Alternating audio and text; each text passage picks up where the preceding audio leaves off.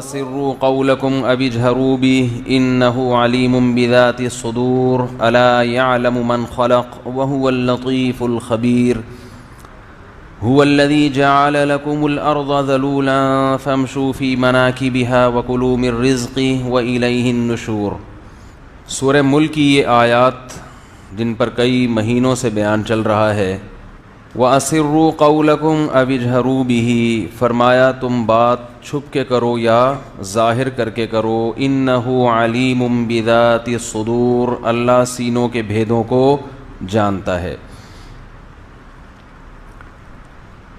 أَلَا يَعْلَمُ مَنْ خَلَقَ، بھلا وہ جانے گا نہیں جس نے تمہیں پیدا کیا؟ جس نے پیدا کیا وہی، یہ کیسے ممکن ہے کہ وہ نہ جانے؟ قرآن کی جو دعوت ہے نا وہ فطرت کو اپیل کرتی ہے۔ دیکھیں اللہ نے کہا کہ تم چھپ کے بات کرو یا کھلے عام بات کرو، وہ سب جانتا ہے۔ تو فوراً ذہن میں اشکال ہوگا کہ ایک وقت میں اربوں کروڑوں لوگ مختلف باتیں کر رہے ہوتے ہیں، بہت سے لوگ اللہ سے دعائیں مانگ رہے ہوتے ہیں، وہ سب کی باتوں کو ایک ہی ٹائم پہ سن بھی رہا ہے، سمجھ بھی رہا ہے، اور دل میں گزرنے والے خیالات کو بھی ایک ہی وقت میں جان بھی رہا ہے۔ تو انسانی عقل اس کو بات کو ظاہری طور پر تسلیم نہیں کرتی، تسلیم نہیں کرتی ہے کہ یہ کیسے ممکن ہے بھائی۔ تو اس اللہ کو معلوم تھا نا کہ ذہن میں لوگوں کے یہ سوال پیدا ہوگا، تو اگلی آیت میں اس کا جواب دے دیا، الا یعلم من خلق، بھلا جس نے پیدا کیا وہ نہیں جانے گا؟ اب یہ جواب کیسے بنتا ہے اس کو سمجھیں۔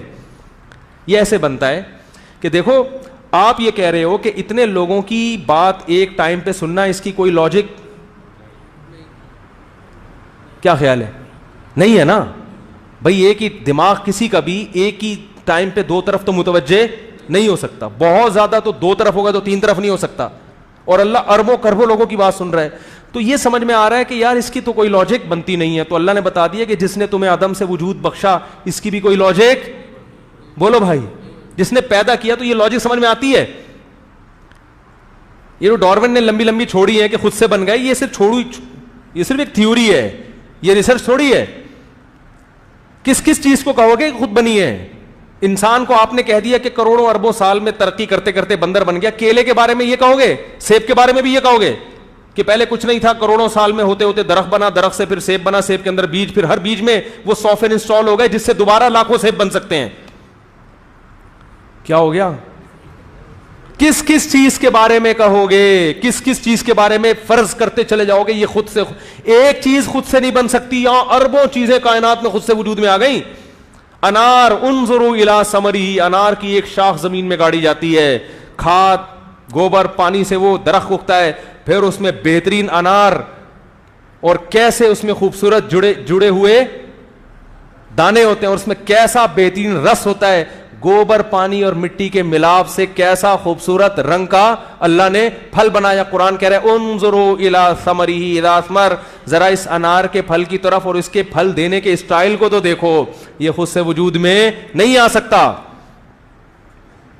ذات الاکمام، ان پہ غلاف چڑھا دیے، کیلے کے اوپر ایک چھلکا چڑھا دیا۔ کیلے کو اتنا شعور تھا کہ میں کروڑوں سال میں ہوتے ہوتے یہاں تک پہنچ جاؤں گا، ایک ایک چیز ایسی پیدا کر دی، اور ہر بیج میں ایسے سافٹ ویئر ڈال دیے کہ جب آپ اس کو زمین میں ڈالو گے تو وہ زمین کو میسج دے گا کہ مجھے کیا اگانا ہے، تم نے گوبر پانی اور مٹی کے ملاپ سے کیا بنے گا، وہی بنتا چلا جاتا ہے۔ اور بن کے جب بڑا ہوتا ہے کھجور کے درخت نکل آتے ہیں، اس میں پھر کھجوریں پیدا ہوتی ہیں، ہر کھجور میں پھر وہ گٹلی ہوتی ہے جس سے مزید ایسے لاکھوں درخت پیدا ہو سکتے۔ اس گٹلی کو زمین میں ڈالو، پھر وہ درخت، پھر اس سے کھجور، پھر ہزاروں گٹلیاں، اسی گٹلی سے ہزاروں گٹلیاں، پھر ان سے ہزاروں درخت، لاکھوں سال سے یہ پروسیس چلتا چلا آ رہا ہے۔ کھجور ترقی کر کے کچھ اور کیوں نہیں بن گیا؟ لاکھوں سال سے کھجور ہی ہے، یہ ڈارون بندر ترقی کر کے انسان بنا، کھجور ترقی کر کے کھجور ہی کیوں ہے؟ وہ آگے کیوں نہیں بڑھ رہا بھائی؟ اب تو کچھ اور بن جا۔ اس کا مطلب 2-4 ہزار سال پہلے بھی اگر وہ کھجور تھا تو پیدائش کے وقت سے لے کے اب تک وہ کیا ہے؟ پہلی مرتبہ خدا نے اس کو کھجور ہی بنایا اور اب تک وہ کھجور کا کھجور ہی ہے. تو پہلی مرتبہ اللہ نے انسان کو انسان بنایا اور اب تک وہ کیا ہے, نہ ترقی کر کے فرشتہ بنا اور نہ تنزل کر کے دوبارہ بندر کی طرف جانے کی کوشش کی اس نے. تو یہ بکواسات ہیں, ڈاروین کی فضولیات ہیں, جس کو دنیا میں صرف اسی کی عقل قبول کرے گی جو شہوت پرستی کا غلام بن چکا ہو, جس کو خدا کے وجود سے نفرت ہو, جس کو اپنے پیدا کرنے والے سے نفرت ہو. یہ نفرت اور بغض اور عداوت اس کو اس فضول چیز پر ابھارے گی, ورنہ اللہ کی قسم ذرا سی بھی سینس رکھنے والا آدمی کبھی بھی اس نظریے کا قائل نہیں ہو سکتا. تو اس لیے اللہ فرماتے ہیں الا یعلم من خلق, سورہ ملک کے الفاظ دیکھو, اللہ کہتے ہیں ہر کچھ جانتا ہے. یا اللہ کیسے؟ فرماتے بھلا جس نے پیدا کر دیا وہ نہیں جانے گا؟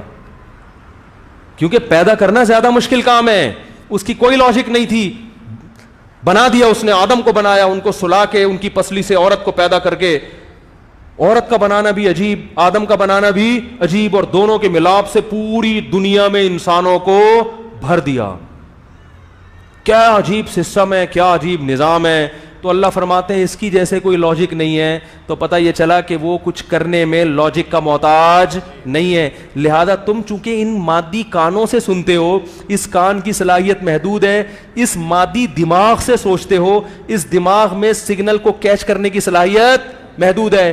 اللہ جو سوچتا ہے اور سنتا ہے اور دیکھتا ہے, وہ دیکھنے کے لیے آنکھوں کا, سننے کے لیے کانوں کا, سوچنے کے لیے دماغ کا محتاج نہیں ہے. اس لیے تمہیں اس پہ تعجب ہو رہا ہے کیسے ہر ایک کی سنتا ہے وہ. مولانا اشرف علی تھانوی رحمہ اللہ کے پاس ایک شخص آیا, ایک ہندو, کہنے لگا کہ ہم بولتے ہیں زبان سے, ہمیں بولنے کے لیے کیا چاہیے؟ زبان.